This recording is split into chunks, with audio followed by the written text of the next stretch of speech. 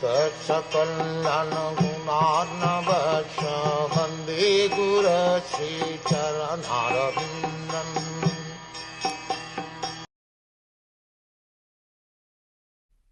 The Lord was seated on his throne and was surrounded by different energies like the 4, the 16, the 5, and the 6 natural opulences, along with other insignificant energies of the temporary character.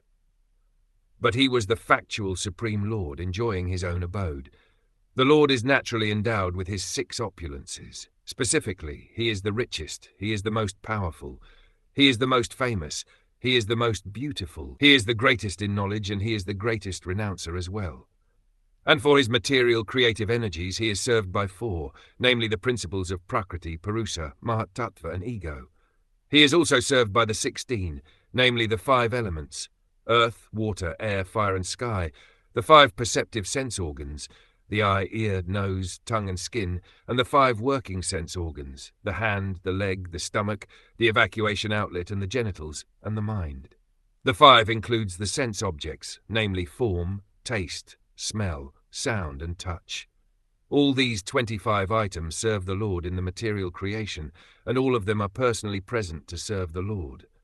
The insignificant opulences numbering 8, the Ashtasiddhis, attained by yogis for temporary overlordship, are also under his control, but he is naturally full with all such powers without any effort, and therefore he is the Supreme Lord. The living being, by severe penance and performance of bodily exercises, can temporarily attain some wonderful power, but that does not make him the Supreme Lord. The Supreme Lord, by his own potency, is unlimitedly more powerful than any yogi. He is unlimitedly more learned than any jnani. He is unlimitedly richer than any wealthy person. He is unlimitedly more beautiful than any beautiful living being, and he is unlimitedly more charitable than any philanthropist. He is above all. No one is equal to or greater than him. Nor can anyone reach his level of perfection in any of the above powers by any amount of penance or yogic demonstrations. The yogis are dependent on his mercy.